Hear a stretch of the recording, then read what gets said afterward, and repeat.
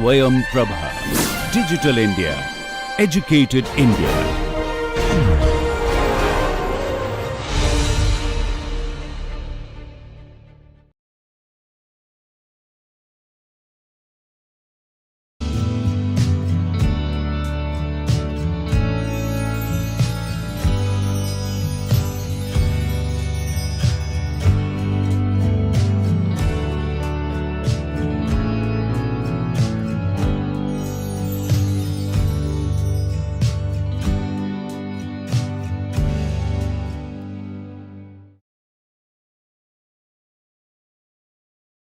Hello friends, I welcome you to the week 3 of automation in manufacturing.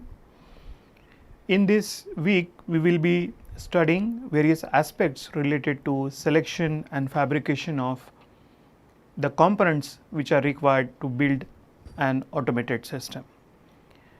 In this lecture, that is lecture 1, we will be looking at the selection criteria which is there for the electrical and electronics components that are required to develop a mechatronic based automated system. Well, my friends, we have seen in our previous lectures, to build an automated system or to build an equipment which is based on mechatronics based system, it requires variety of components, and these components are electrical components, electronics components, mechanisms and machinery, that are the mechanical components, hydraulics and pneumatic elements, and the computer programming, that is the software elements. So, to build a system, we need to assemble all these components together, but before to assemble these components together, we have to select the appropriate or suitable component available in the market. So, for that purpose, there are certain selection criteria, there is certain procedure that we need to follow. Some of the components, such as the mechanical components or mechanisms, we have to build in-house, we have to manufacture them at our shop floor. So, how to manufacture them at our shop floor, that we will see in the next lectures. In today's class, we will be looking at what are the criteria required for the electrical and the electronics components. Electrical and electronics components are the main components of a typical mechatronics based system that we have seen already in the disciplines of mechatronics. Various drives, various electrical drives, the microprocessor, signal conditioning devices, sensors, all these are the major constituents of a mechatronics based system design. But what is happening nowadays, there is rapid advancements is occurring in the development of these components. So, if suppose we are getting integrated chip or a microprocessor, we may get a better quality or we may get an advanced technology in that microprocessor within 6 months. So, there is a rapid advancement in the technology. We should consider these advanced components in our model. So, being the designer, being the engineer who is working on mechatronics based system, we should be in touch with the technological advancements of the variety of these components as well. The proper selection of these components is a challenging task. If we made a certain error in the component selection, it may be very dangerous to the entire design of the system. So, the improper selection or inappropriate component of our assembly of the automated system may lead to the scrapping of the entire design. We have to scrap the entire design or the product or the system. Therefore, we must be very careful in selection of these elements. Being the designer, we should have the fundamental knowledge of these components. We should know the specifications of these components. The designer must know the construction and the functionalities or working of these components. And that is the objective of this course, my friends. In this course, we will be learning the variety of components which are required to build such a system. So, after getting the fundamental knowledge of the components, the designers must come up with the exact parametric values of that element or the component. In addition to the exact parametric value that is required to purchase or to select that component, the designer also need to give the permissible tolerance levels. The designer is designing the element or component and he is coming with a certain value, but for that exact value the component may not be available in the market. So, for that purpose the designer should have some tolerance that are specified on the exact parametric value of the component that to be selected, so that the purchase engineer or the selection engineer, we will go to the market, we will search the market and we will get the component which is giving the value in the permissible limits, that is the tolerances. So, nowadays we are using the web based technologies.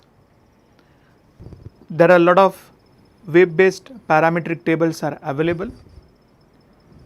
So, we should go through these parametric tables available. Online catalogs are available.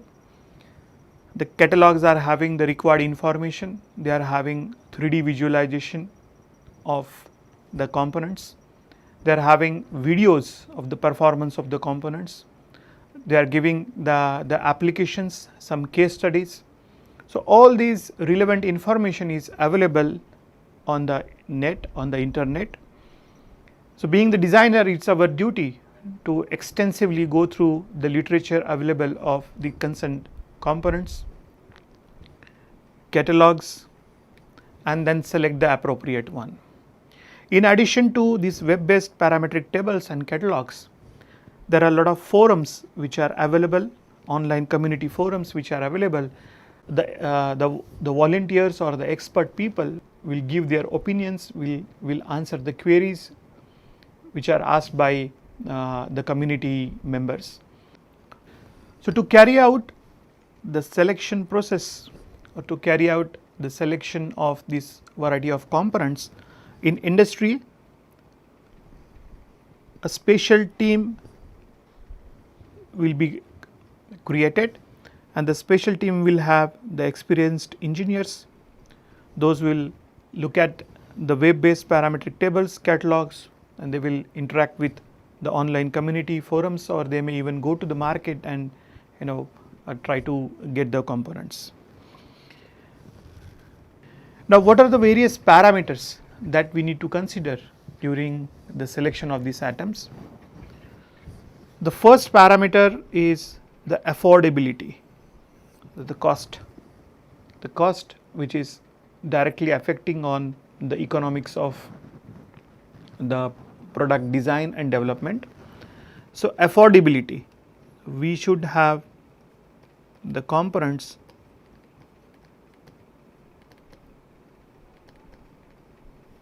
which are affordable to us. Of course, it does not mean that we should go for a very the low quality, less expensive components. So, there should be a trade off between the cost and the quality. So, there should be the optimization of the cost with the quality of the product. That is why it is called as an art. So, we should have the balanced decision. So, with minimum possible cost, we should get a good quality component, because the cost of the component is directly affecting the cost of the product or automated system. The next point is the reliability. We will see what is the meaning of the reliability. Then the life cycle or the product life cycle of the individual components, mechanical parameters, environmental parameters and the electrical parameters. We will see the meaning of all these aspects one by one. The first aspect is reliability. So, reliability is defined as the probability that a product or system or service will perform its intended function adequately for a specified period of time or will operate in defined environment without failure. So, reliability of a product is nothing but its performance for the intended function. So, how the product is performing its intended function adequately for specified period of time. So, when we are purchasing certain component, when we are purchasing some product or the commodity, so it is mentioned there that for how long the product would be working in its normal condition. Moreover, the product should work in the defined environment without failure. If suppose we are taking a product for certain condition, they say the shop floor where the conditions are very harsh, there would be noise, dust. If the sensor or if the component is not able to work under these kind of harsh conditions which are specified, then it is not advisable to go for purchase of such products. Or in short, we can say the quality of components performance over a period of time, that is nothing but the reliability. Why we should consider the reliability during the selection of the items? The reliability factors are helping us to determine the warranty and safety durations, as well as they are helping us to perform the decisions on design substitutions. The final automated system is constituting a variety of elements, and the warranty of service of the final equipment that we will be developing and selling into the market, its success is dependent upon its constituent elements. And we are outsourcing these elements, we are purchasing these elements from the market. So, if the elements or if the components are reliable, then and then only our product will be reliable. Moreover, the product safety is also dependent upon the proper functioning of these elements. If one of the element will malfunction, it will definitely affect the safety aspects of the product. The next parameter is product life cycle. So, we have seen the concept of product life cycle in our previous lectures.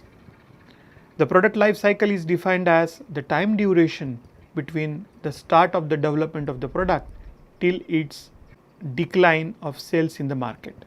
The components which we will be purchasing from the market, they are also having a life cycle, they are also having a stipulated time to survive in the market, because of course the technological advancements or the change in choices of the customers. Simple example is the semiconductor IC chips. So, with technological advancements, we are getting the higher versions or the better versions of the IC chips. So, when we look for the mass production of our product, we should be able to consider, or we should consider the life cycle of the selected IC chip. For how long these components will be available in the future? That is a fundamental question. If the IC chips availability is not there, the IC chips are abundant in the market, these are not available, then we are not able to manufacture our product. So, we have to change the design of our product. So, that is time consuming. So, in view of this, we must take into consideration the life cycle of the product that we are selecting, that we are purchasing from the market. Therefore, we should go for a low risk and long life components. So, when we purchase a long life components, naturally the risk of failure or the risk of losing the time of development of our product will be low. The next set of parameters is mechanical parameters. So, the mechanical parameters suggest or they indicate the physical form of that element or the component. The physical form designates the size, shape, color, texture of that component or the element. Next point of mechanical parameter is mounting styles. How the component is getting mounted. What is the mounting style of the available product in the market?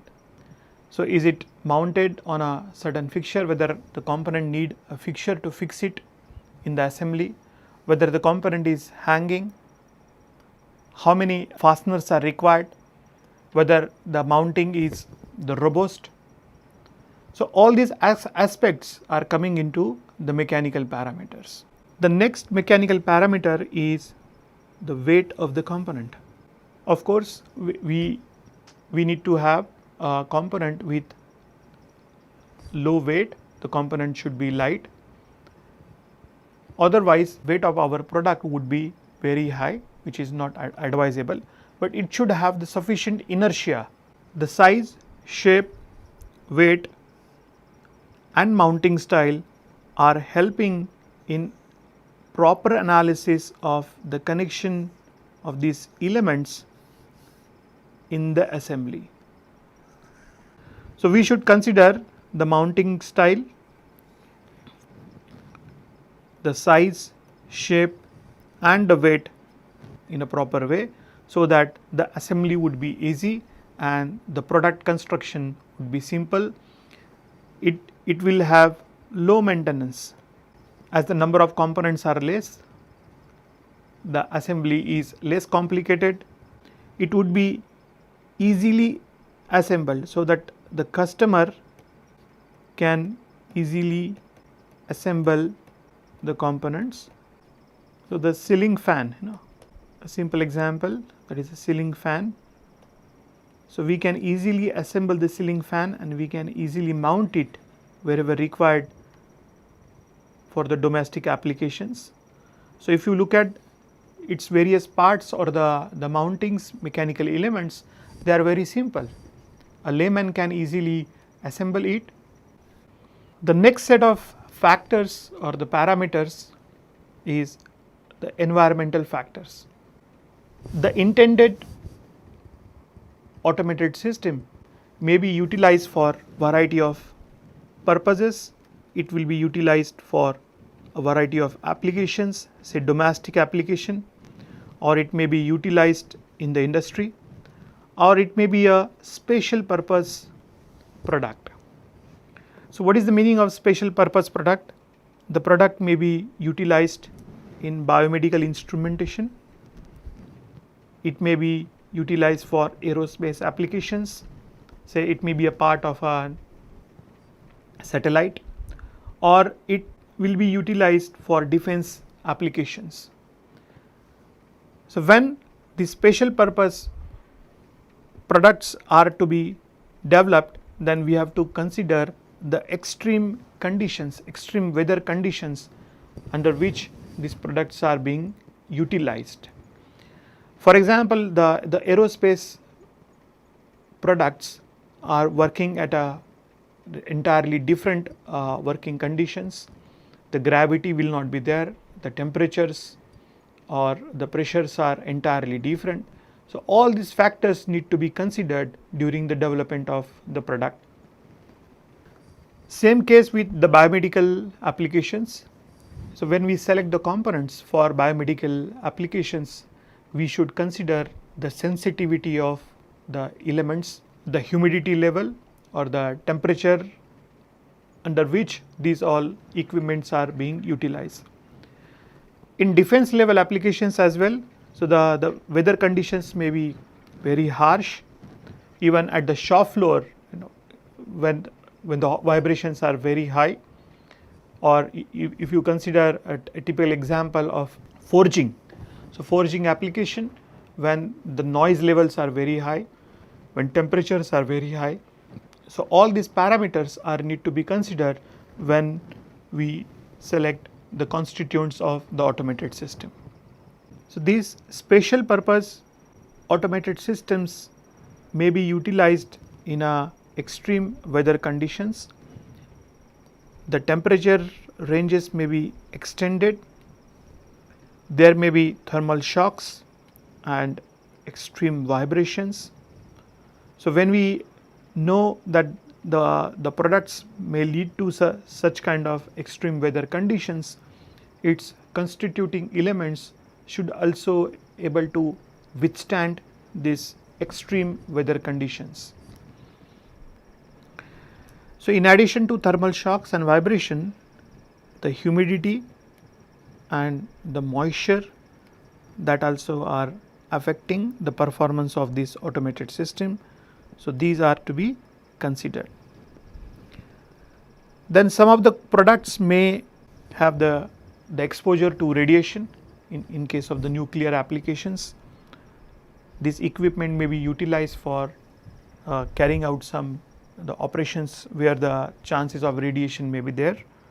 So, the components should able to withstand these effects as well.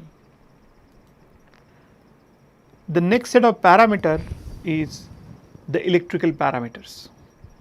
So, electrical parameters can be grouped together into the primary specifications. The primary specifications are nothing but the parameters which are directly controlling the functionality of the component. The resistance value, the capacitance value, memory width and cutoff frequency are some of the examples of these primary specifications.